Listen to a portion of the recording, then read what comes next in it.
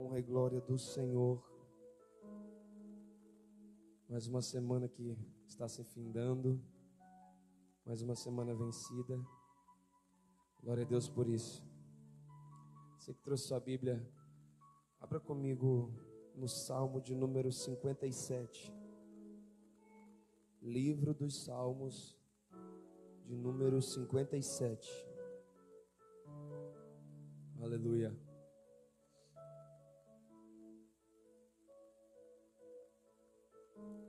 Salmos número 57. Quem achou diz amém.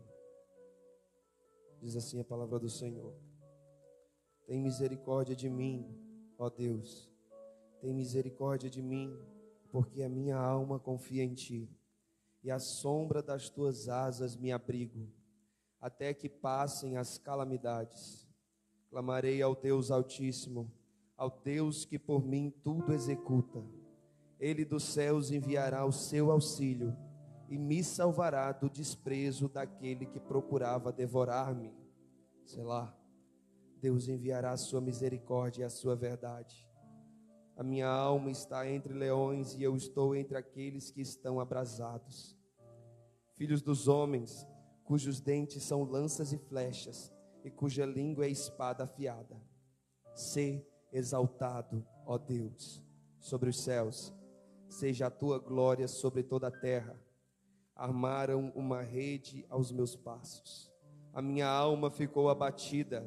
Cavaram uma cova diante de mim, mas foram eles que caíram. Preparado está o meu coração, ó Deus. Preparado está o meu coração. Cantarei e salmodiarei. Desperta, glória minha. Desperta, alaúde e harpa. Eu mesmo despertarei ao romper da alva.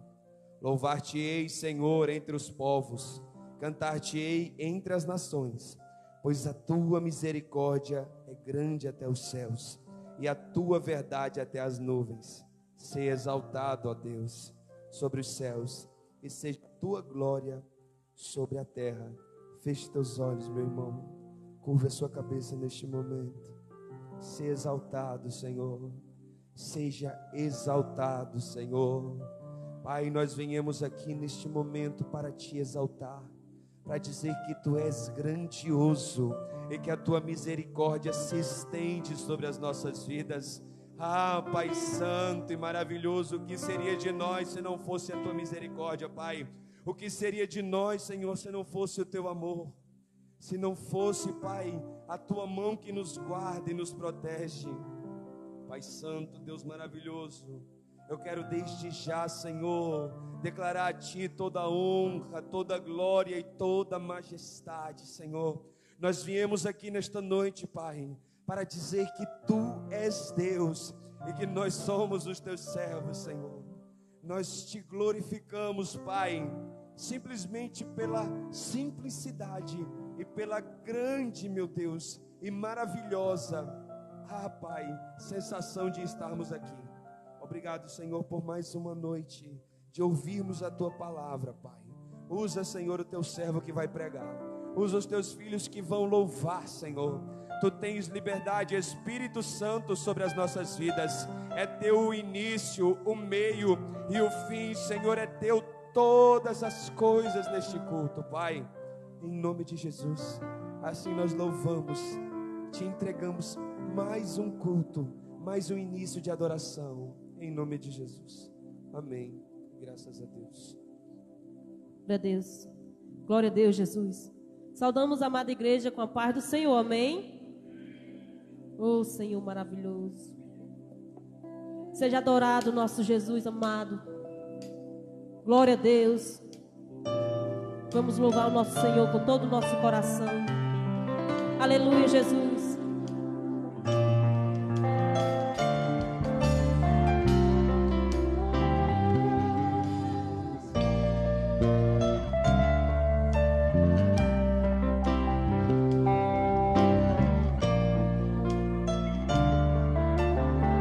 Aleluia, Jesus. Foi assim que demonstrou esse tão perfeito lá na cruz nos convidou para ir além.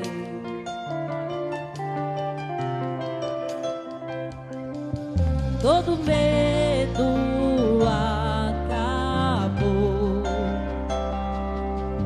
quando ouvimos tua voz.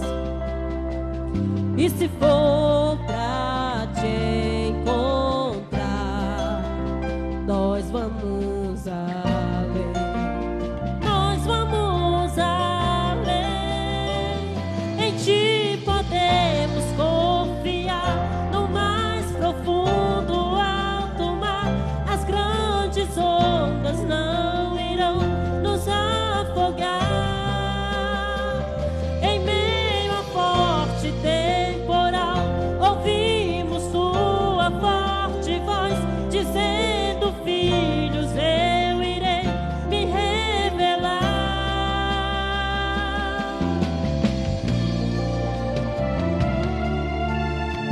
Aleluia, Jesus. Oh, Senhor Deus, obrigada, meu Deus. Todo medo acabou quando ouvimos tua voz. E se for pra te encontrar, nós vamos além. Nós vamos além. Em ti podemos confiar no mais profundo alto mar. As grandes ondas não irão nos afogar. Em meio a forte temporal, ouvimos tua forte voz dizendo: filhos, eu irei me revelar. No mais profundo, desconhecido, não tenhas medo, volta para mim, teu olhar, essa é a hora de andar comigo. Eu te afirmo, sobre as águas podes caminhar.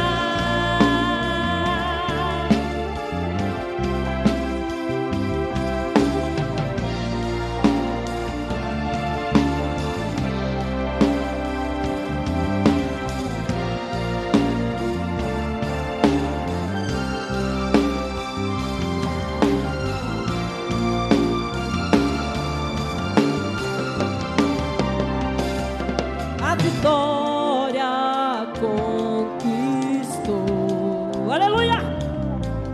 Quando a pedra então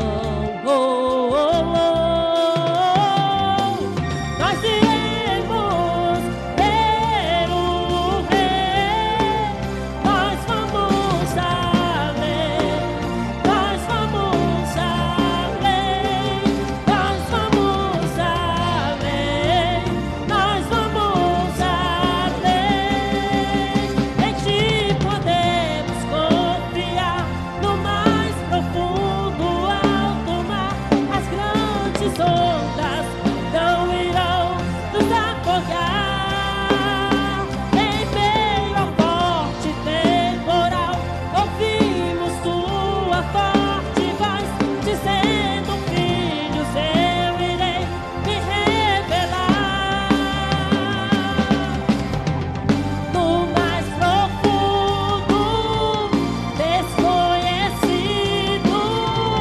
não tenhas medo,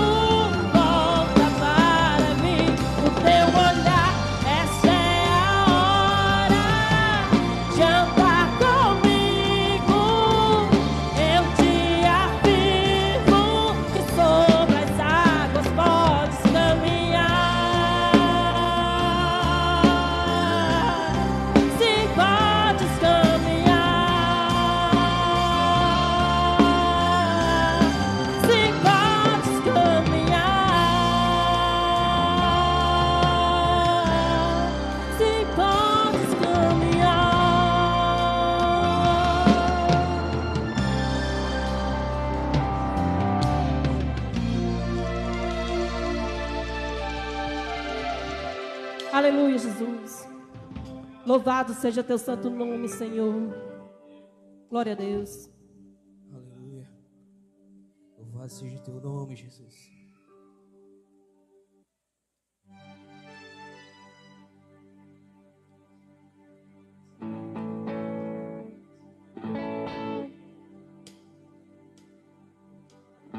Aleluia, aleluia.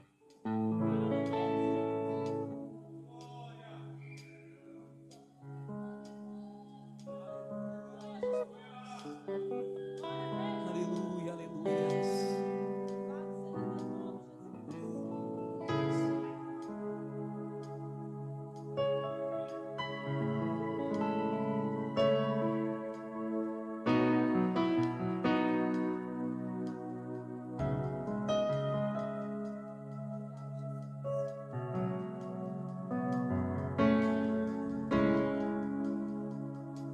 E vamos cantar uma canção ao Cordeiro. E vamos cantar uma canção ao Cordeiro. E vamos cantar uma canção ao Cordeiro. E quem é como o Senhor? E quem é como o Senhor? Santo, és incomparável, não há outro como tu, reina sobre a terra.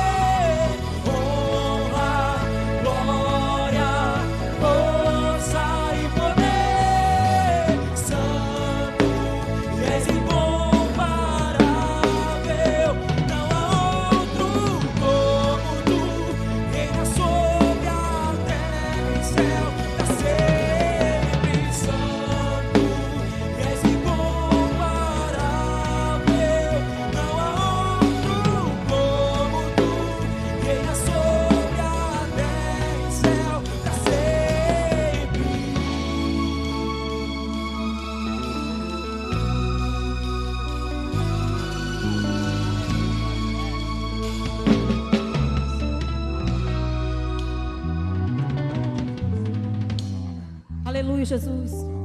Continue adorando o nosso Senhor com seus dízimos e suas ofertas. Aleluia, Jesus.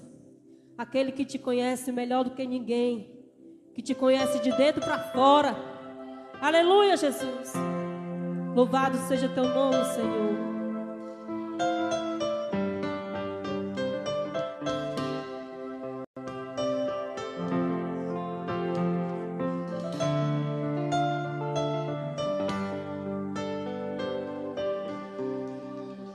Quando todas as portas se fecham, quando todos teus amigos se vão, quando você já não vê a saída, é aí que Ele entra em ação, pra mostrar que Ele nunca te esquece, que te guarda na palma de sua mão. Deus te conhece muito bem, cuida de cada detalhe, ouse sonhar e vá além. O teu Deus é fiel e não falha. Acredite, use a sua fé. O teu Deus contigo sempre estará. Não duvide das suas promessas. Ele é fiel e cumprirá. Acredite, use a tua fé. O teu Deus contigo sempre estará. Não duvide das suas promessas. Ele é fiel e cumprirá.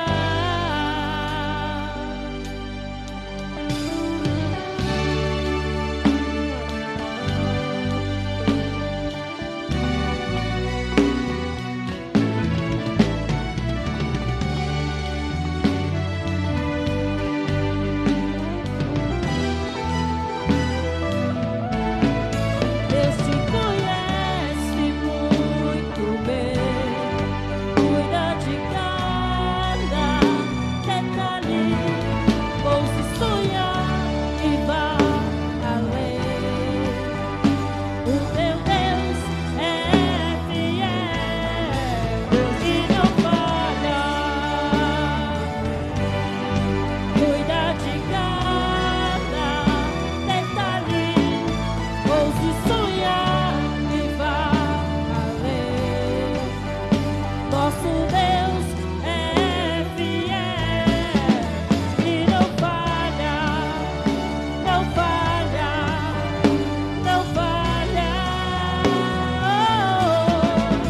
E não falha, não falha, não falha. Ele não falha e nunca falhará. Aleluia, Jesus.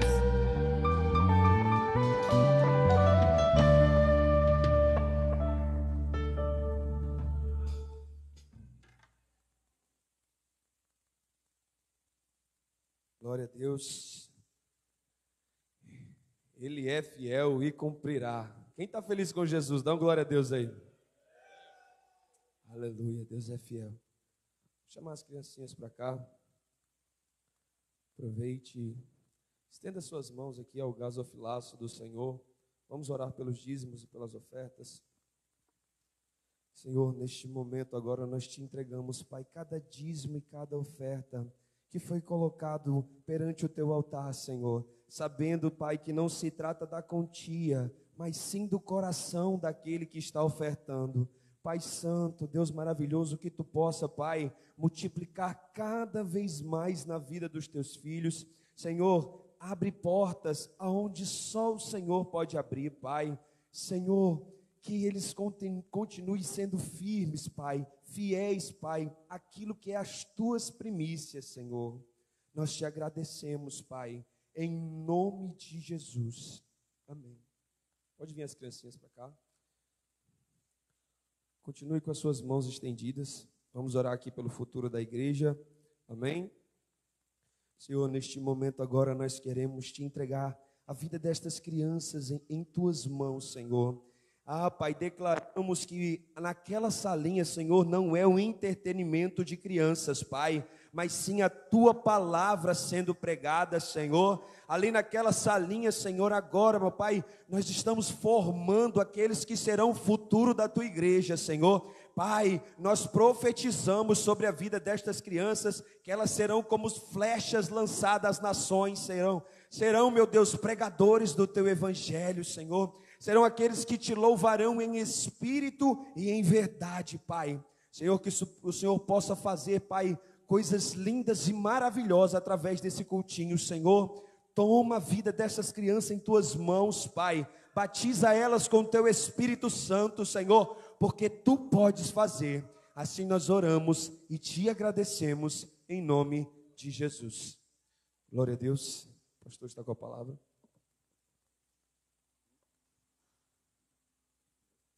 Glória a Deus. Saúde a todos com a paz do Senhor, amém? Quem está feliz com Jesus, dá um glória a Deus. Aleluia. Glória a Deus.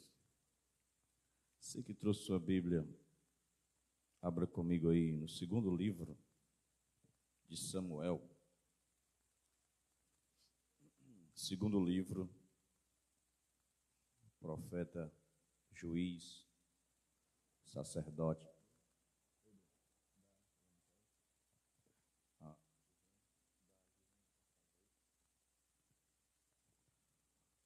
Sacerdote, juiz, profeta, Samuel, capítulo 23. Quem achou diz amém. Vamos para o versículo 8. Diz assim: os irmãos acharam, amém? Segundo Samuel 23, 8. Estes são os nomes dos guerreiros de Davi: Josebe, Basebete, o Taquemonita. Esse era o principal dos três. Foi ele que matou 800 de uma vez com a lança. Depois dele, Eleazar, filho de Dodô, filho de Aui, um dos três guerreiros que estavam com Davi, quando desafiaram os filisteus, que haviam se reunido para a guerra, enquanto os israelitas se retiravam. Este se levantou e feriu os filisteus até lhe cansar a mão e ficar pegado à espada. O Senhor deu um grande livramento naquele dia, e o povo voltou para junto de Eleazar, apenas para tomar o despojo. Depois dele, Samá, filho de Agué, o Ararita. Os filisteus se haviam juntado em Leí, onde havia um terreno cheio de lentilhas, e as tropas fugiram dos filisteus. Porém, Samá ficou no meio daquele terreno, defendeu e massacrou os filisteus, e o Senhor concedeu-lhe uma grande vitória. 3 dos 30 comandantes desceram no tempo da colheita e foram falar com Davi na caverna de Adulão, e a tropa dos filisteus haviam acampado no vale de Refaim. Davi estava então no lugar forte, e a guarnição dos filisteus estava em Belém. E Davi teve um desejo e exclamou: quem me dera beber da água da cisterna que está junto à porta de Belém. Então aqueles 3 guerreiros romperam pelo acampamento dos filisteus, tiraram água da cisterna que está junto à porta de Belém e levaram-no a Davi. Porém ele não quis bebê-la, mas derramou-a diante do Senhor. E disse: ó Senhor, longe de mim fazer tal coisa, beberia eu o sangue dos homens que arriscaram a vida? De maneira que não quis bebê-la. Assim fizeram aqueles 3 guerreiros. Abissai, irmão de Joabe, filho de Zeruia, comandava um batalhão de 30 soldados. Este levantou a lança contra 300 homens e os matou. E tornou-se tão famoso quanto os 3. Ele foi o mais nobre dos 30 e tornou-se chefe deles, mas não se igualou os primeiros 3. Também Benaia, filho de Joiada, filho de um homem de Cabzeel, guerreiro de grandes feitos, matou os 2 filhos de Ariel de Moabe. Depois desceu e matou um leão numa caverna, no tempo da neve. Matou também o egípcio, homem imponente. Ele tinha uma lança na mão, mas Benaia o atacou com o cajado, arrancou-lhe a lança da mão e matou com ela. Benaia, filho de Joiada, teve fama entre os 3 guerreiros por ter feito essas coisas. Ele era o mais famoso dos 30, mas não se igualou aos 3 primeiros. Entretanto, Davi o pôs sobre o comando dos seus guardas. Amém. E aí? Pode sentar. Só acaba ponto, né? Aleluia. Davi, ele foi conhecido na Bíblia como o homem segundo o coração de Deus. Acho que todo pregador do mundo já pregou sobre Davi. Eu quero falar hoje um pouco sobre Davi, os valentes e a herança. Diga comigo, Davi, os valentes e a herança. Davi, ele era um grande influenciador, até mesmo quando ele estava na prova. Até mesmo quando Davi, ele passava por dificuldades, ele conseguia influenciar outras pessoas.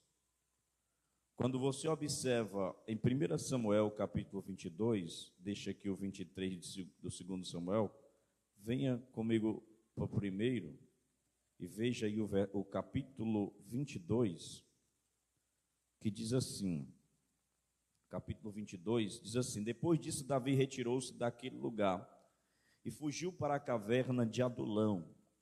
Quando seus irmãos e toda a casa de seu pai souberam disso, desceram ali para se encontrarem com ele. Ajuntaram-se a ele todos os que se achavam em dificuldades, todos os endividados, todos os insatisfeitos, e se tornou chefe deles. Cerca de 400 homens o acompanhavam. Olha aí, 4 classes de pessoas se encontram aí com Davi, eles se juntaram a Davi nesta caverna, que a Bíblia chama de caverna de Adulão, onde Davi estava fugindo dos seus inimigos. Aí a primeira classe que se reúne com Davi são seus irmãos, a casa de seu pai. A segunda classe aí é todos os que estavam angustiados, os que estavam angustiosos. Terceiro, todos os que estavam endividados, coitado, não tinham o que pagar, estavam endividados. Imagine aí a pressão. Todos os que estavam descontentes. Então, observe que Davi estava numa caverna e ele conseguiu influenciar as pessoas. Ele estava numa caverna e mesmo numa caverna ele consolava os que estavam aflitos. As pessoas procuravam Davi e ia lá para dentro daquela caverna. Agora, observe que Davi, ele pega aqueles que foram até ele e transforma estes homens em guerreiros. Ele é líder destes homens, transforma eles em grandes lutadores guerreiros, valentes. E assim como Davi, nós também temos o desejo de agradar o coração de Deus, de ser uma pessoa, de ser um homem, de ser um crente, segundo o coração de Deus. Mas o que era que Davi tinha para ser chamado de homem segundo o coração de Deus? O que era que ele tinha de especial? Será que era porque ele era perfeito? Será porque ele era infalível? Ele tinha uma santidade especial? Não necessariamente. Não, porque nós sabemos que Davi, ele cometeu um adultério e cometeu um homicídio. Ele tomou a mulher de um camarada e mandou matar, e o camarada era o melhor soldado dele. Imagine aí que coisa triste.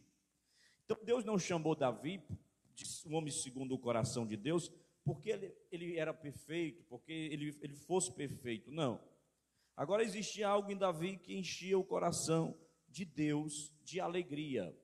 Davi, ele tinha uma aliança com Deus. A aliança de Davi é uma aliança muito forte, uma aliança que, a semelhança da aliança que ele tinha com o seu amigo Jonatas, que era filho de Saul, quando ele firma uma aliança com Jonatas, e a Bíblia diz que Jonatas morre no meio da batalha com seu pai Saul.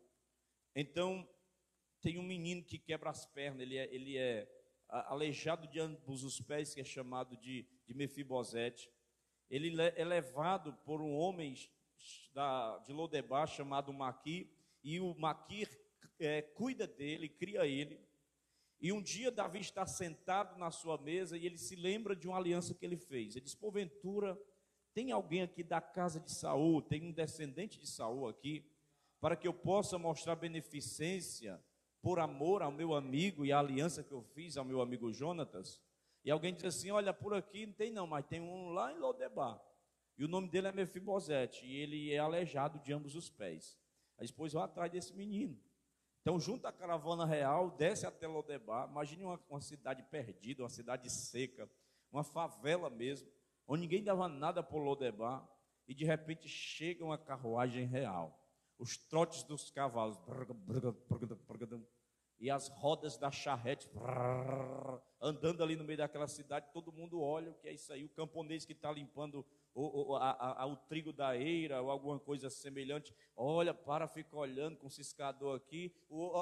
A mulher abre a janela para ver que arrumação é essa, o que está passando aí. Chama logo a outra, as fofoqueiras, né? E chama: olha, vai passando um negócio ali. Aí corre todo mundo para ver. Qualquer coisa que acontece numa cidade pequena, numa rua pequena, chama a atenção da cidade inteira. Então, ele para na casa de Maquir.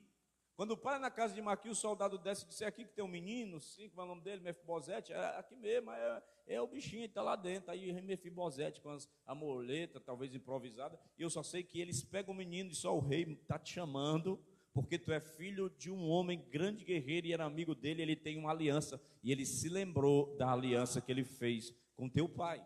E ele vai até a casa lá e diz: todo dia o que eu comer você come, você vai sentar na minha mesa, será como um dos meus filhos, você vai fazer parte do meu reino. Glória a Deus. Então, ele era um homem grato, ele era um homem de alianças. Deus firmou uma aliança com Davi. Agora, o que era que Deus tinha com Davi? O que Davi tinha com Deus? O que chamou a atenção de Deus na personalidade de Davi? Eu procurei naquele dia esse texto, não sei se os irmãos lembram e não achei, mas hoje eu achei. Eu disse: eu vou ficar devendo, e hoje eu vou pagar a dívida. Atos 13, 22, observe aí, Atos 13, 22. É culto de ensino? Estou mais calmo hoje. Atos 13, 22. Aleluia. Quem está aí, dá um aleluia aí. Atos 13, 22. Olha o que diz.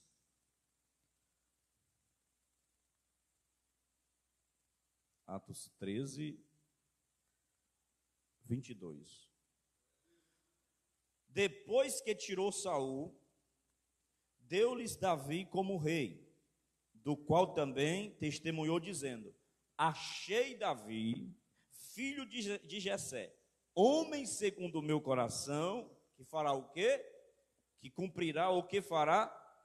Toda a minha vontade. Diga comigo: ele executará toda a vontade de Deus. Isso aqui explica porque Davi se tornou um homem segundo o coração de Deus. Davi, ele governou de acordo com a lei. Davi, ele não permitiu idolatria. Ele nem estabeleceu também uma ditadura. Ele foi totalmente ao contrário de Saul, que mandou logo fazer uma estátua e um monumento para ele. E Saul só deu dor de cabeça.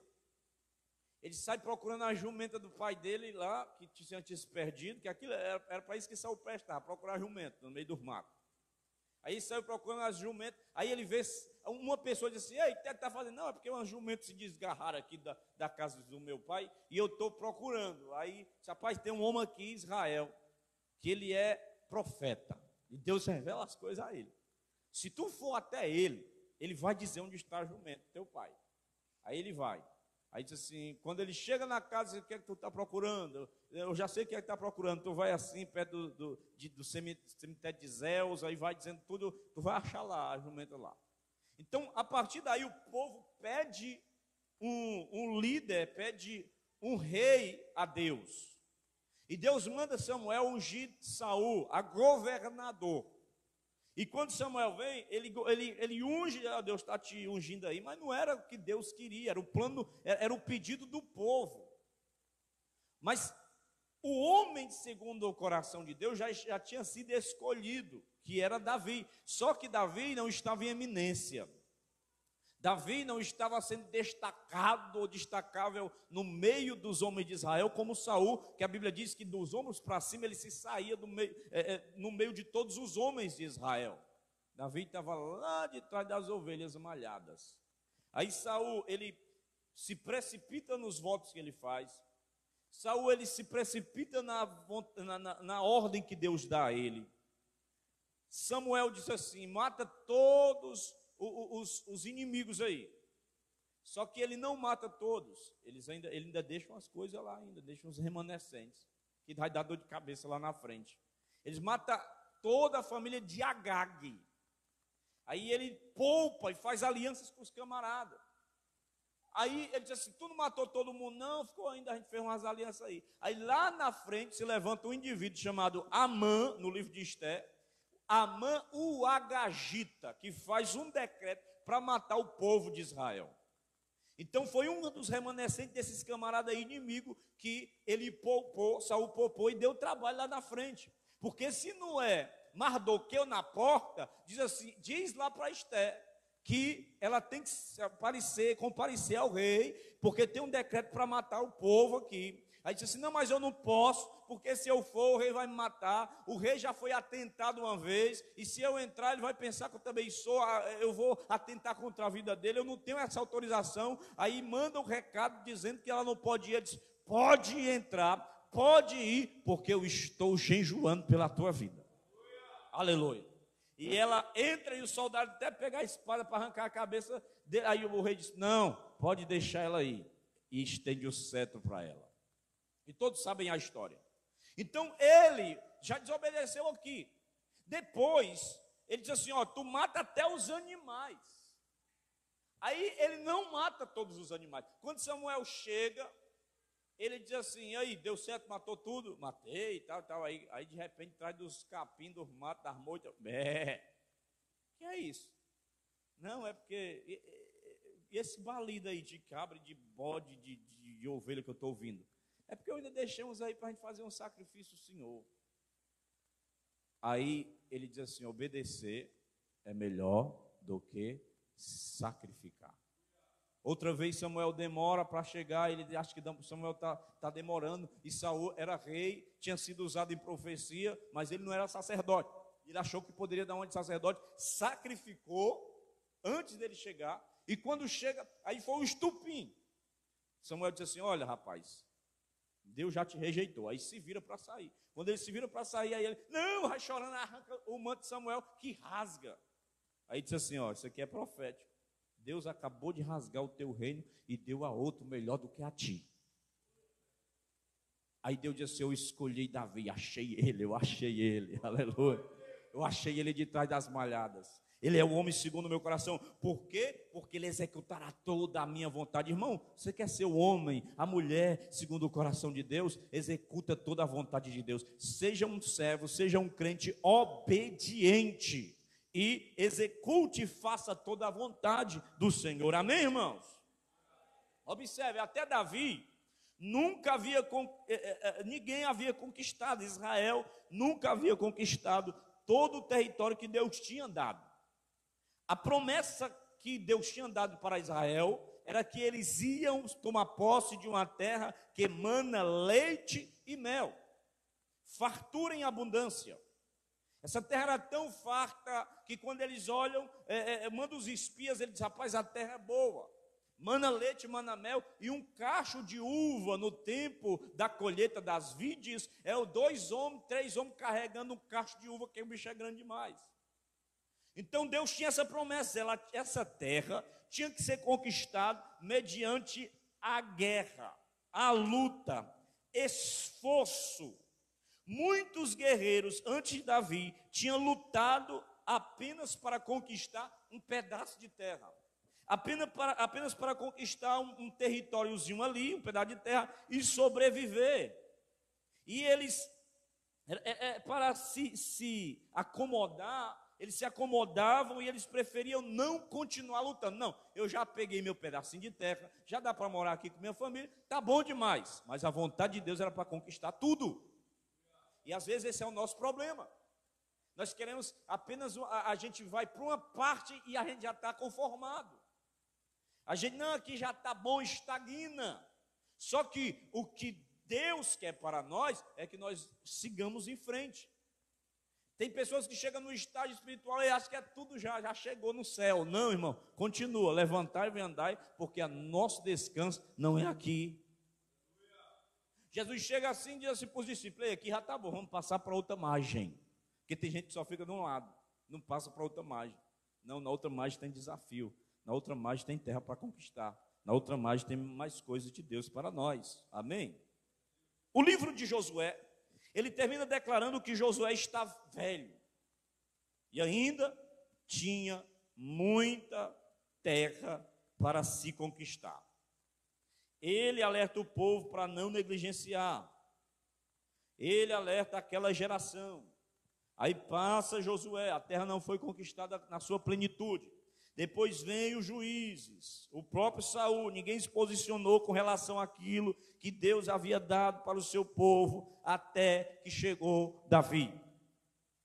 De novo, ninguém se posicionou em relação àquilo que Deus havia dado ao seu povo, até que chegou Davi, irmão. Aleluia. Aí Davi sujeitou todos os inimigos. Quando Salomão, seu filho, se levanta para governar, a Bíblia diz que não tem mais guerra. Por quê? Porque Davi já guerreou, já derrotou, já conquistou tudo. Aleluia. Davi foi o único desde os dias em que Moisés havia tirado o povo do Egito, que levou o povo, a sua geração, a alcançar a totalidade da sua herança. Por que é que Deus tem prazer em pessoas como Davi? Porque as pessoas como Davi, elas fazem a vontade de Deus por completo. Davi chega e ele observa, está conquistado, está ali o terreno de Efraim, está ali o terreno de Azé, está ali o terreno de Zebulon, está ali o terreno de Manassés, está ali o terreno de Judá, todos estão ali, está tudo ok, mas espera aí, tem um pedaço de terra ainda, que ainda não foi conquistada. Qual é? É uma cidade chamada Jebus. Jebus, pois vamos lá. Não, espera aí, é porque lá as muralhas são muito fortificadas, os portões estão fechados, não dá para entrar. Não, pois nós vamos lá, é agora. Aí Davi vai e diz, nós vamos conquistar. Não é porque foi feita uma aliança aí com os jebuseus, sabe? Mas a promessa é para conquistar a terra dos cananeus, dos amorreus, dos gigazeus e dos jebuseus. Então vamos para lá.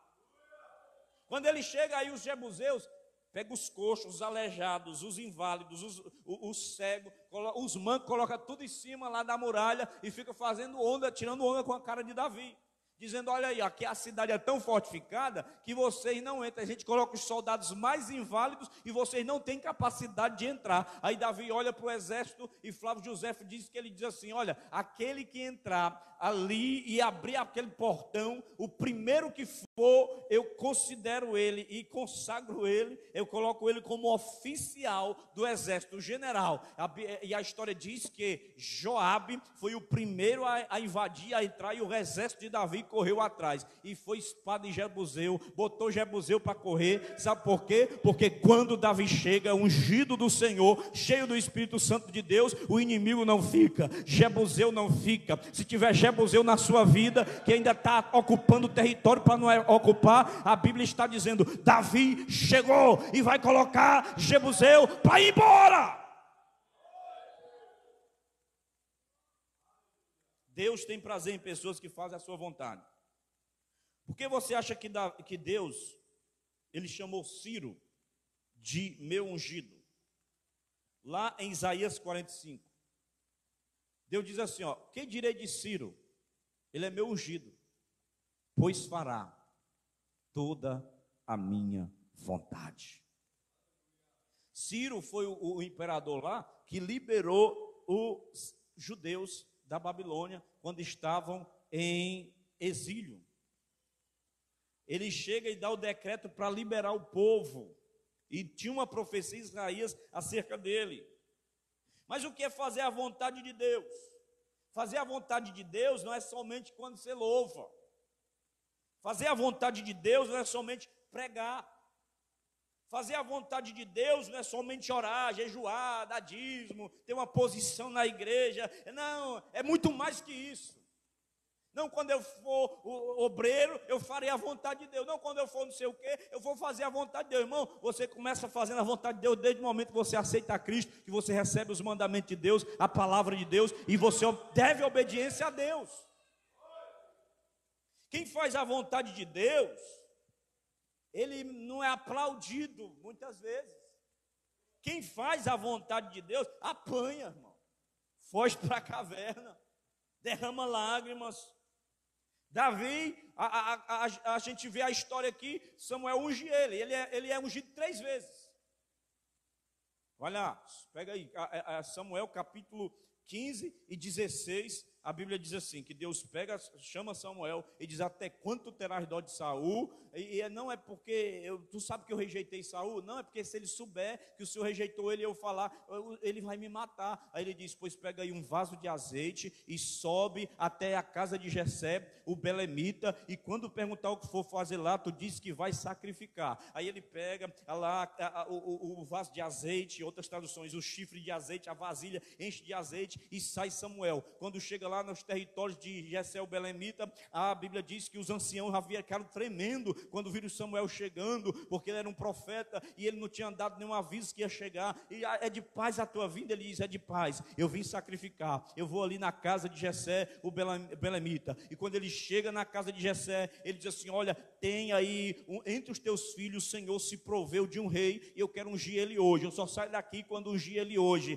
Manda passar os filhos, vem Abinadab, Eliabe, Samar. Não, nenhum desses aí não. Ele tinha 8 filhos, passou 7 filhos, faltavam, mas não tem mais nenhum filho. Não, ainda tem um mais moço, que ele está escondendo o mais moço, porque Davi, ele era ruivo, ele era diferente dos outros. A história diz que é um caso à parte que Jessé teve. Então sempre o caso em à parte, ele estava ali escondendo, não queria expor só o mais bonito, porque isso é um mal do ser humano. Ele tenta esconder o erro que ele fez, só coloca aquilo que é mais bonito na vitrine. Mas só que Deus não olha a aparência, Deus olha o coração. Pois manda chamar esse menino, porque nós só nos sentamos na mesa para nos banquetear quando ele chegar.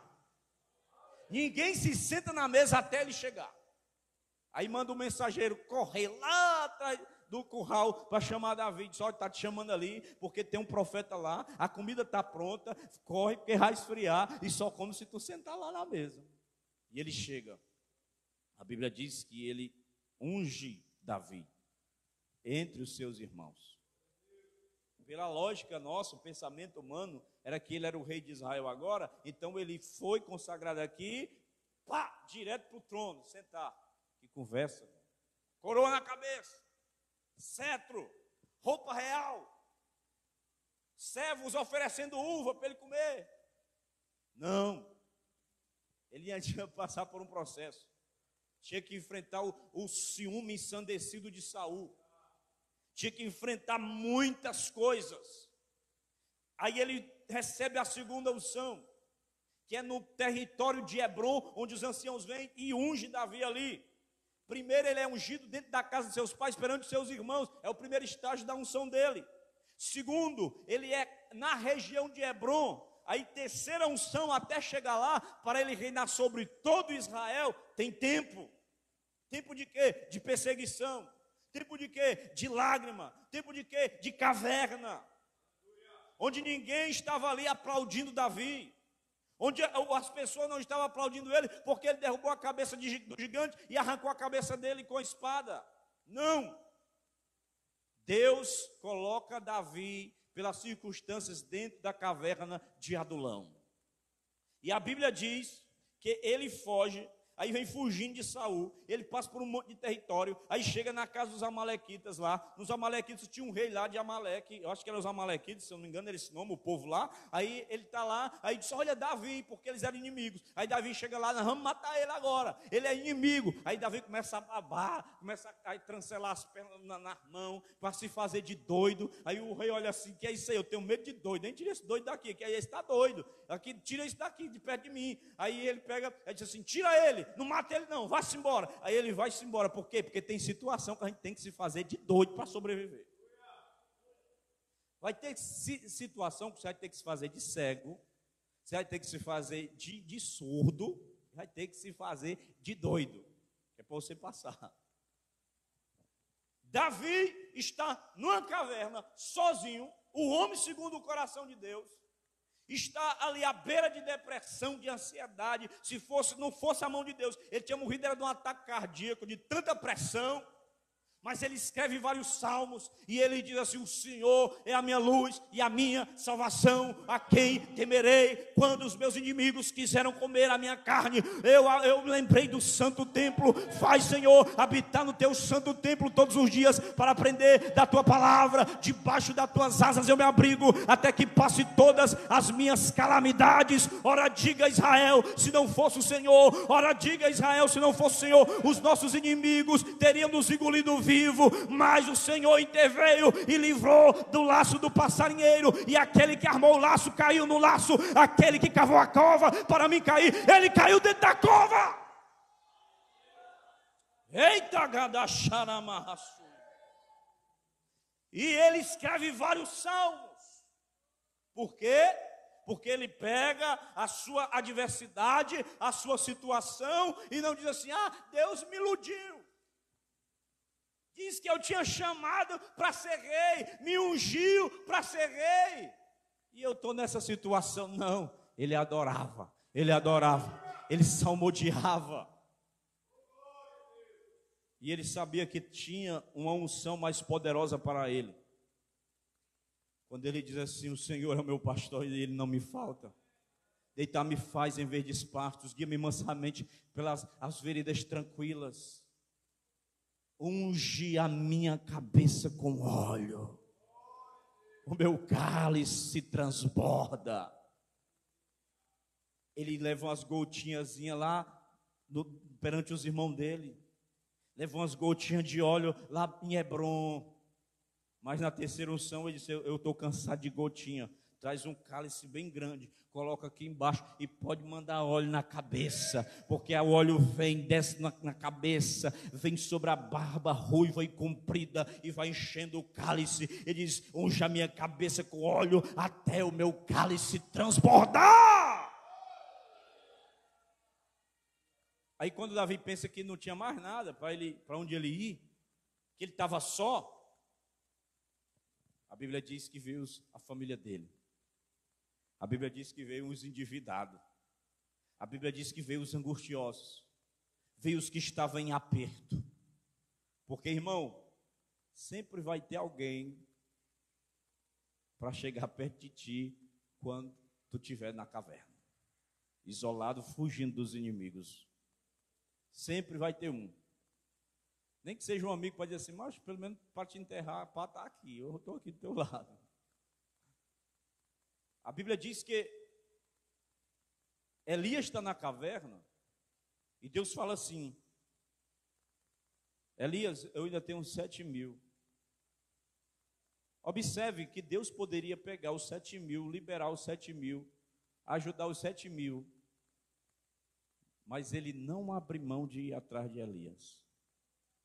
Era como se Deus dissesse: eu tenho 7.000, mas eu não abro mão de você nesse momento. O desejo de Deus era que Israel ouvisse a voz de Deus, a sua voz. Não que ele fosse sofrer no deserto. Deus viu que só tinha um jeito de falar ao coração de Israel. Deus não queria pegar Israel e colocar no deserto. Ele não tirou o povo de Israel do Egito para colocar no deserto. Por que eles passaram pelo deserto? Exatamente por causa da desobediência. O caminho que eles passam, através ali do Golfo de Suez, que tem o Golfo de Suez e o Golfo de Acaba, na península ali, que eles atravessam o Mar Vermelho, era 300 quilômetros, mais ou menos, para eles chegarem. Só que Deus faz eles rodear o deserto. A Bíblia diz lá em Oséias 2:14, só tem um jeito de eu falar ao coração de Israel, é quando eu levar eles para o deserto. Aí diz: atrairei ao deserto e falarei ao seu coração. No deserto o deserto é o local onde o seu coração vai estar sensível para ouvir a voz de Deus.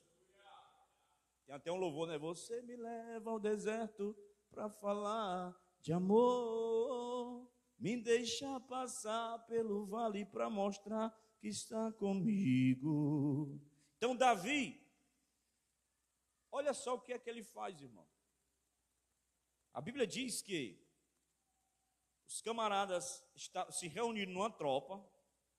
No versículo de número 13 de 2 Samuel 23, diz assim: 3 dos 30 comandantes desceram no tempo da colheita e foram falar com Davi na caverna de Adulão. E a tropa dos filisteus havia acampado no vale de Refaim. Versículo 14. Davi estava então no lugar forte, e a guarnição dos filisteus estava em Belém. E Davi teve um desejo e exclamou: quem me dera beber da água da cisterna que está junto à porta de Belém. Então aqueles 3 guerreiros romperam o acampamento dos filisteus, tiraram água da cisterna que está à porta de Belém, levaram a Davi, porém ele não quis bebê-la, mas derramou diante do Senhor. Observe, Davi está lá, aí tem o acampamento aqui dos israelitas, aí do outro lado tem uma guarnição dos filisteus, que estão preparados nos vales do Refaim para ir para uma guerra, e lá na frente Belém, depois da guarnição dos filisteus. Aí Davi só pensa, só suspira, ele tem um desejo. Quem dera eu tomar água, rapaz, saudade de tomar aquela. Mas não podia ser uma cisterna perto, não. Tinha que ser mesmo logo Belém. Quem dera eu tomar uma águazinha lá de Belém, ó, estou com saudade. É mesmo que você diz assim, rapaz, estou com saudade daquela comida lá, daquele restaurante lá e tal. Né? Não, mas não pode ser aqui do outro perto, não, é daquele, o tempero é diferente. E Davi sente saudade da água lá de Belém. Olha o espírito de equipe dos caras. Seu desejo é uma ordem, Senhor. Aí os cabas pegam a espada, sai de madrugada, sai matando o filisteu, pega a água, volta matando o filisteu de novo, para proteger a água do rei, proteger a água do rei. E chega e diz: está aqui, rei, a tua água. Davi olha assim: após vocês foram buscar, sim, o Senhor desejou, e essa água aqui é da cisterna de Belém. Sabe o que é que Davi faz? Ele pega o seu maior desejo e oferece como oferta de sacrifício a Deus. Ele faz uma oferta de libação. Quem é do curso de teologia sabe que oferta é essa. Ele pega a água e diz: eu não vou tomar. Eu ofereço a Deus como oferta, porque seria como beber o sangue destes homens. Uma pessoa que tem uma atitude dessa só pode despertar o coração de Deus. Quando você chega lá em Atos capítulo 15, abra a sua Bíblia, por favor. Atos 15. Quem está aí, dá um glória a Deus aí. Se Deus está falando contigo, dá um aleluia. Atos 15, 16. Glória a Jesus.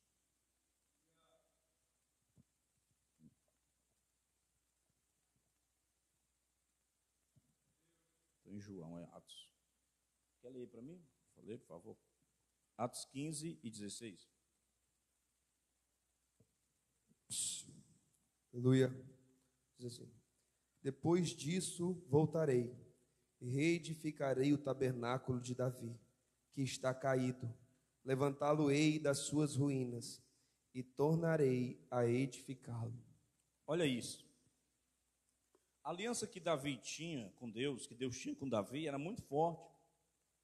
Porque Deus, ele não se lembra, aqui teve o tabernáculo de Moisés, o templo de Salomão, depois o templo de Zorobabel, e o templo final chamado, conhecido como o templo de Herodes, mas não era bem o templo de Herodes, ainda era o templo de Zorobabel, porque na destruição de Salomão para Zorobabel, que Zorobabel ele reforma lá e reergue o templo, e depois Herodes apenas coloca um muro ao redor, ficou conhecido como o templo de Herodes, suntuoso, que aqueles que os discípulos disseram: olha que pedras, olha que bonito, e Jesus diz: não há pedra sobre pedra que não venha a ser derribada aqui. Então, Jesus não se lembra exatamente do tabernáculo de Moisés, onde a glória descia, nem do templo de Salomão, onde diz que a glória desceu e os sacerdotes nem podiam ficar de pé. Não se lembra do templo de Herodes, mas ele se lembra de quê? Da tenda de Davi. Da tenda de Davi, que era só uma tenda improvisada, porque ele vai pegar a arca na casa de Obed-edom, naquele incidente que houve antes, quando Uzá toca na arca e morre, e ele deixa na casa de Obed-edom, depois ele traz de volta para Israel, e ele coloca a arca em uma tenda. E Deus se lembra exatamente da tenda de Davi. Ele diz: eu vou restabelecer a tenda de Davi, que está caída, levantá-lo-ei das suas ruínas. Ele cita uma profecia que está em Amós, capítulo 9, versículos 11 a 12. O que é isso? Ele está dizendo: eu restituirei a simplicidade da adoração de Davi. A aliança que Deus fez com Davi era muito forte. Quando Salomão se levanta, não tem mais com quem guerrear. Tanto é que quando ele coloca o nome do menino de Salomão, é da raiz hebraica da palavra shalom, shalomon, ou seja, paz, pacífico, porque no reino dele haveria paz. Não foi à toa que Davi se tornou chefe de um dos maiores exércitos da humanidade. Aí a gente entra nos valentes. Falei sobre o Davi, agora eu vou falar sobre os valentes. 23 aí vai contar o poder da influência de Davi atraiu esses homens. O relato também ele se dá, 1 Crônicas 12, ele dá a característica de todos eles, os que vieram a Davi, a Ziclag. Veja aí 2 Crônicas, segundo livro das Crônicas, vamos ver. Segundo livro das Crônicas, capítulo 12. Deixa eu ver se é o 12.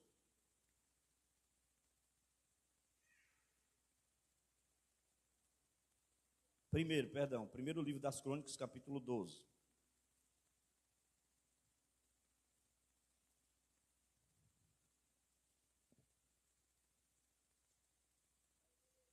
O versículo de número 2 diz assim, ó, que eles estavam armados, eles usavam tanto a mão direita como a mão esquerda para atirar pedras com fundas e disparar flechas com arco. Eles eram benjamitas, ainda eram parentes de Saul. Ó, o versículo 8 diz assim: do povo de Gade deram apoio a Davi na fortaleza do deserto, guerreiros hábeis para a guerra. Olha as características deles: varões valentes, homens de guerra para pelejar, armados com rodela e lança, e seus rostos eram como rostos de leões, e eram ligeiros como corças sobre os montes. Olha aí como é que eram esses homens. Os cabas tinham o rosto como rosto de leão, determinação. Eles eram ágeis, como as costas sobre os montes. Era veloz, eles corriam, eles eram rápidos. Aí os que vieram a Davi em Hebron, versículo 38, olha aí, ó. Esses aqui, primeiro grupo aqui, veio a Davi quando ele estava em Ziclag. Aí agora os que vieram em Hebron, versículo 38, diz assim: todos esses homens que sabiam comandar a guerra, eram homens de guerra, eles vieram a Hebron decididos a constituir Davi rei sobre todo Israel. Todo o restante do povo de Israel era unânime em constituir Davi rei.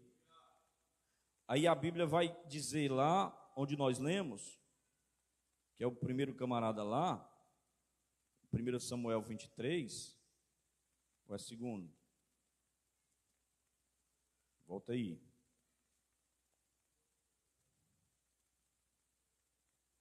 Glória a Jesus. O segundo, né? Acho que é o segundo Samuel.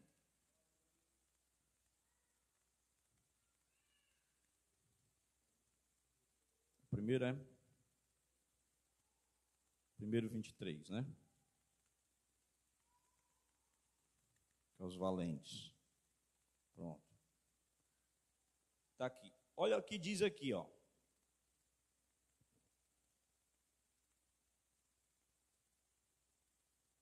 É o primeiro mesmo? É Crônicos, né? Crônicas? Aí. Segundo Samuel 23, achei. Ó, diz aí, ó, versículo 9.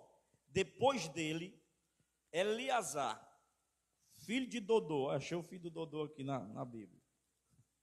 Filho de Dodô, filho de Aoi, um dos 3 guerreiros que estavam com Davi, quando desafiaram os filisteus, que haviam se reunidos para a guerra, enquanto os israelitas se retiravam. Olha, todo mundo estava se retirando, todo mundo estava indo embora. Então, este se levantou e feriu os filisteus até lhe cansar a mão e ficar pegado à espada. Grudou a mão do camarada.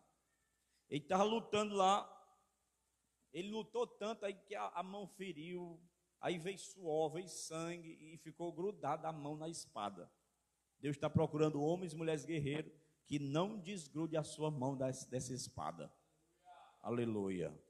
Aí a Bíblia diz que o Senhor deu um grande livramento naquele dia, e o povo voltou apenas para pegar o despojo, para junto de Eliezer para tomar o despojos. Por que ele fez isso? Porque aquilo ali era deles. Ao versículo 11. Depois dele, Samar, filho de Agé, o Ararita, os filisteus se haviam ajuntado em Leí, onde havia um terreno cheio de lentilhas, e as tropas fugiram dos filisteus. Porém, Samar ficou no meio daquele terreno, defendeu, massacrou os filisteus, e o Senhor concedeu-lhe uma grande vitória. Olha só, por quê? Porque aquilo ali era deles, e o inimigo não tinha o direito de tomar a colheita depois de tanto trabalho. Era só um pedaço de terra, mas ele fica no meio do pedaço de terra e ele diz: aqui não vai vir ninguém pegar isso aqui, que isso aqui é meu, Deus me deu isso aqui. Toma espada, derrubando todo mundo. Agora tem pessoas, irmãos, que a maioria não prefere lutar, eles preferem não lutar, guarda a espada e acabou. Quando o inimigo se levanta, eles param. Mas a Bíblia diz que enquanto todo mundo fugiu daquele campo, Samar ficou sozinho para enfrentar o exército e ficou no meio lá e foi para cima. Tem gente que está só assistindo o inimigo levar tudo dele, não faz nada. A Bíblia não diz que Deus enviou ele, que Deus mandou ele lutar. Ele apenas se posicionou. Ele apenas tomou uma atitude. Ele saiu do conforto. E a Bíblia diz que Deus agiu. Ele lutou, mas o livramento foi de quem? De Deus. A Bíblia diz que Deus efetuou um grande livramento naquele dia. E o povo que estava fugindo, viu que ele venceu, voltou e ainda foi abençoado. Porque Deus vai usar essa situação para você, através de você, abençoar outras vidas. Quem crê nisso? Deus abençoa o esforço e a determinação de conquista dos homens que decidem lutar por aquilo que creem que eles têm o direito de possuir. A mensagem é: lute por aquilo que Deus te deu. A pergunta é: você vai lutar ou vai entregar de mão beijada para os inimigos? A sua resposta tem que ser: eu já estou com a espada na mão. Filisteu não vai levar o que é meu, o diabo não vai levar o que é meu, o inimigo não vai levar o que é meu. Deus me deu, eu não abro mão do que Deus me deu. Não abra mão, meu irmão. Não abra mão da bênção que Deus te deu. Não abra mão da família que Deus te deu. Não abra mão do ministério que Deus te deu. Não abra mão do dom que Deus te deu. Não abra mão disso, porque é seu.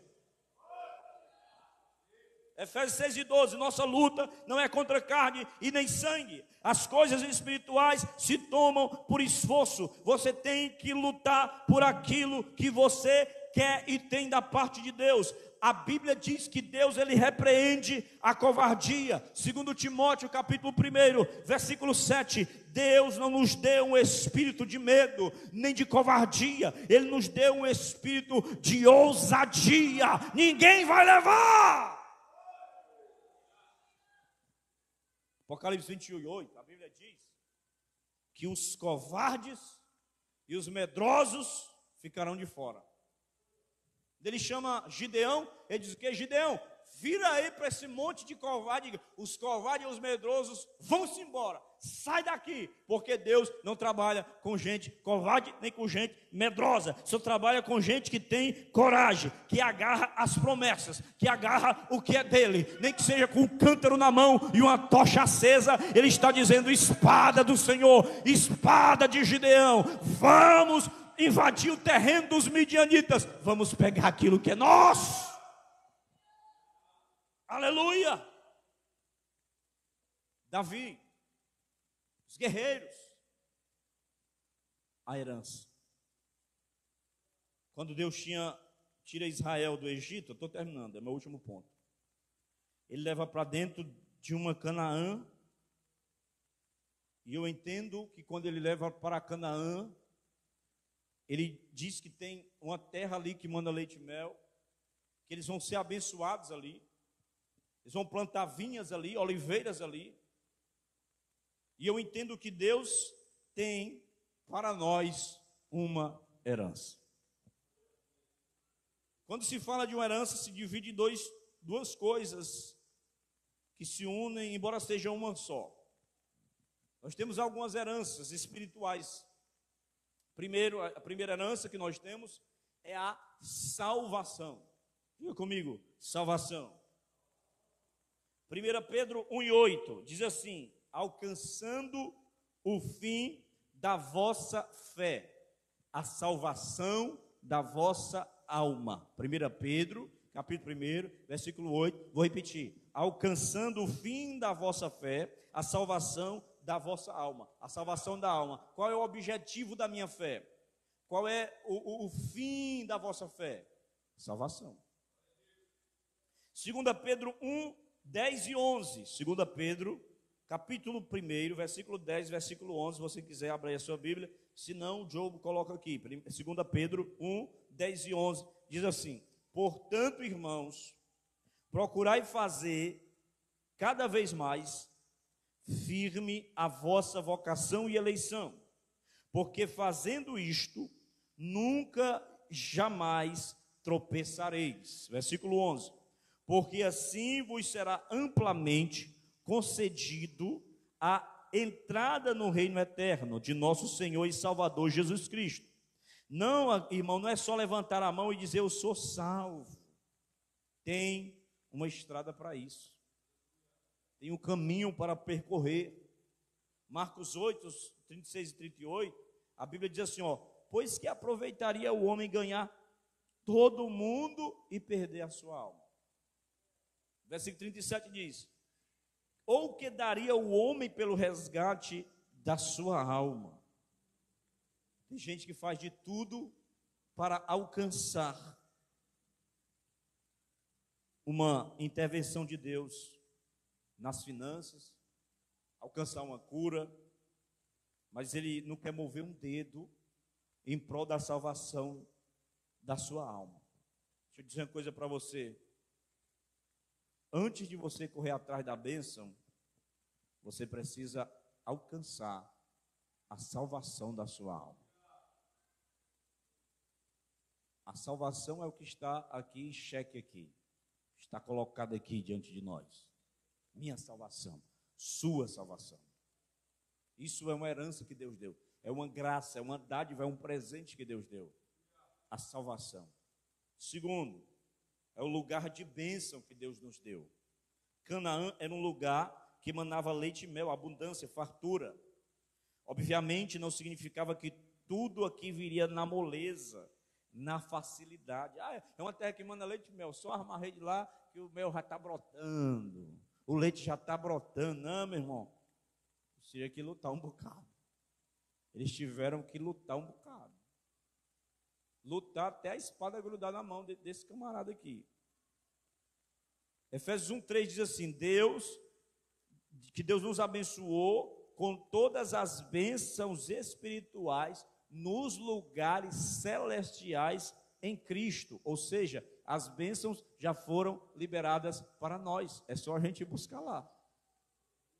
Ele não diz, eu vou abençoar. Ele diz, o Senhor nos abençoou. Ele já abençoou. As bênçãos estão lá. Aonde? Nas regiões celestiais em Cristo. Eu tenho que ir buscar. Como é que você vai buscar? Enfrentando o principado, potestades que estão também na região celestial. Aí você tem que atravessar e pegar. Mas é da igreja. Gálatas 3:29 diz que nós somos herdeiros, descendência de Abraão, os herdeiros. A mulher cananeia, ela chega para Jesus, aí Jesus diz assim, olha, o pão tem que dar aos filhos, não é para os cachorrinhos. Mas ela diz, até os cachorrinhos eles comem, meu Senhor, da migalha que cai da mesa. Olha só, essa mulher, irmão, ela crê aqui o que uma migalha pode fazer. Ela deu valor ao que uma migalha do reino de Deus pode fazer. Trazer cura e libertação a uma vida abundante em Jesus. Jesus diz assim, eu vim para que todos tenham vida e vida em abundância. Não é uma vida que você quer se desfazer dela. Não é uma vida que você quer tirar ela. Não adianta viver essa vida, essa é uma desgraça. Não, a vida que Jesus dá é uma vida em abundância, uma vida eterna, uma vida com bênção, uma vida com luz, uma vida com paz, uma vida com liberdade em Cristo Jesus. Então você observa que os camaradas aqui, eles lutam com um pedaço de terra. A Bíblia diz que eles lutaram aqui. Teve um camarada aqui, desceu, matou 2 ursos no tempo da neve. Eles vão matar aqueles 2 ursos ali, tempo da neve. Aqueles ursos polar, né? Se for no tempo da neve, talvez, mas é porque eles também hibernam, né? Eles ficam lá, escondidos. O que é que quer dizer isso? Que o tempo da neve é tempo frio. Tempo da neve é o tempo que ninguém saía de casa. O tempo da neve é aquele tempo que todo mundo está agasalhado. Mas ele toma uma atitude e sai do tempo da neve, mata 2 ursos que estão escondidos dentro de uma caverna. Esses são os homens que Deus usa, que chamam a atenção de Deus, quando o negócio está frio, quando ninguém quer buscar a Deus, quando o avivamento parece distante, quando todo mundo está triste, quando não quer orar, quando não quer jejuar, quando não quer consagrar, todo mundo está no frio, todo mundo está acomodado, ele se levanta e diz, a herança é minha, eu vou treinar ali, eu vou pegar a espada e matar logo esses ursos aqui. Aí a Bíblia diz que tem um que luta contra um egípcio. Aqui, ó, versículo 20, ó, 2 Samuel, estou terminando. 2 Samuel 23, versículo 20. Também Benaia, filho de Joiada, filho de um homem de Cabo Israel, guerreiro de grandes feitos, matou os 2 filhos de Ariel de Moabe, que tem Ariel, como é que tem aí? É Ariel também? É, né? Que Ariel significa leão. Depois desceu e matou um leão numa caverna no tempo da neve. Está aí, ó, foi um leão. Matou um leão no tempo da neve. Matou também um egípcio, homem imponente. Ele tinha uma lança na mão. O egípcio tinha uma lança na mão. Mas Benaia o atacou com o quê? Um cajado. Arrancou a lança do camarada e matou com ela. Olha aí, irmão. Parece filme de ação, né? Os diretores tiraram aí as coisas daqui. Acaba veio com uma lança, mas ele vem só com um cajado. Cajado de autoridade. Ele toma a lança do cara, o inimigo, e mata o inimigo com a própria lança dele. E a Bíblia diz que estes homens, eles tiveram o nome como os valentes, os guerreiros de Davi. Por que é Davi valente e a herança? Vamos ficar de pé. É porque Davi, aqui, ele é um reflexo de Cristo. Os valentes é um reflexo dos crentes, da igreja. E a herança é um reflexo do céu. Ninguém fez o que Davi fez antes dele. E ninguém que veio antes de Cristo fez o que ele fez, nem fará depois. Se observa que Noé trouxe a arca, Moisés trouxe a lei, Davi trouxe os salmos, Jeremias trouxe as lágrimas, Ezequiel trouxe as visões, João Batista trouxe profecias, Jesus trouxe a cruz. que a arca de Noé não pode fazer, a cruz de Cristo pode fazer.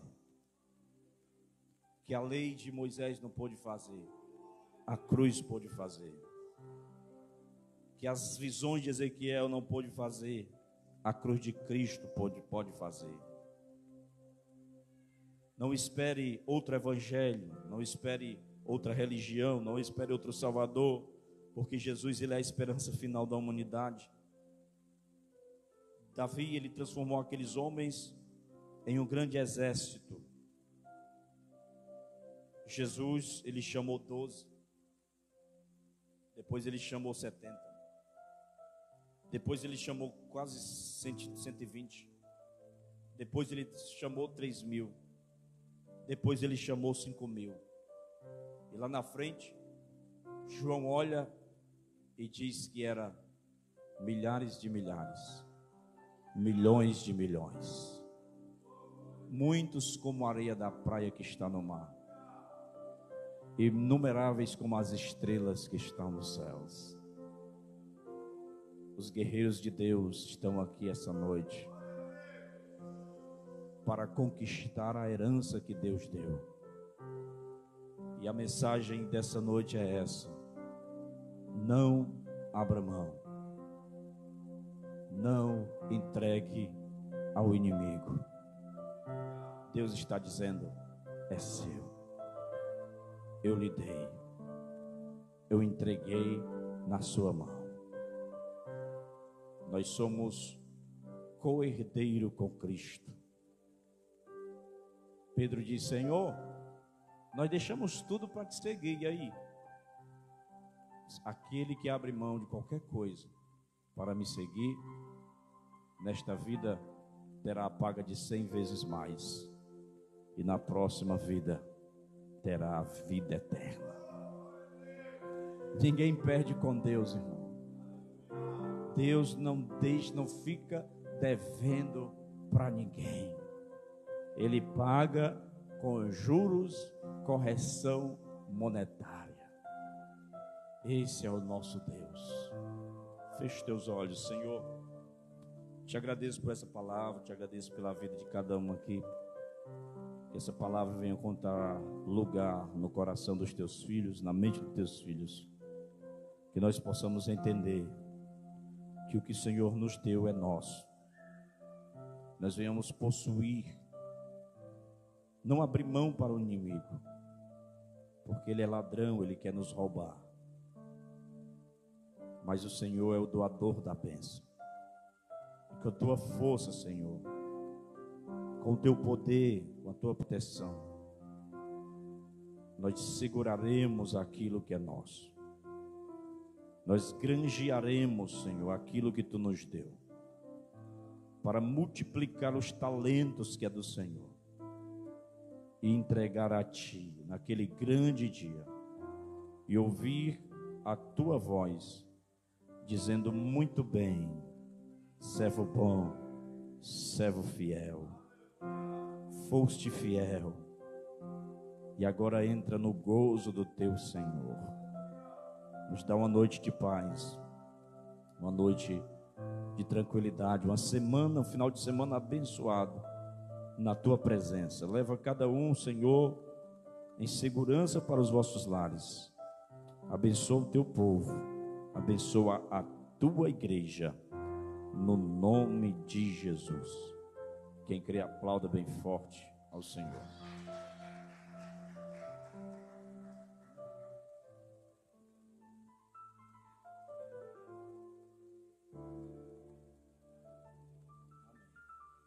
Amém.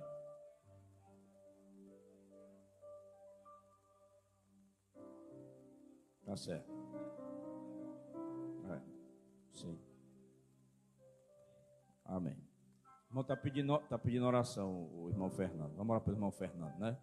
Senhor, abençoa o irmão Fernando, abençoa esse jovem que aqui está.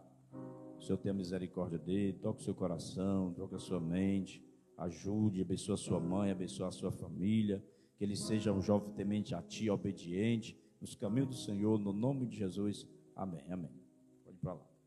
Amém, irmãos? Só lembrando os irmãos que domingo nós temos culto de louvor e adoração. Venha e convide alguém, tá bom? E eu quero lembrar também aos irmãos, os irmãos aí que estão à frente, responsável pelo social da igreja, que é o diácono Bruno e a diaconisa Daniele, eles estão pedindo aí ajuda aos irmãos, né? Que doe os seus alimentos, traga o quilo do amor, para que forme aí a cesta, tá bom? No nome de Jesus, traga domingo, faça assim. Que a graça do nosso Senhor Jesus Cristo, o amor de Deus o Pai, a comunhão e as consolações do Espírito Santo, seja com todo o povo de Deus, desde agora e para sempre. Só aquele que crê como eu creio, diga-se comigo, amém!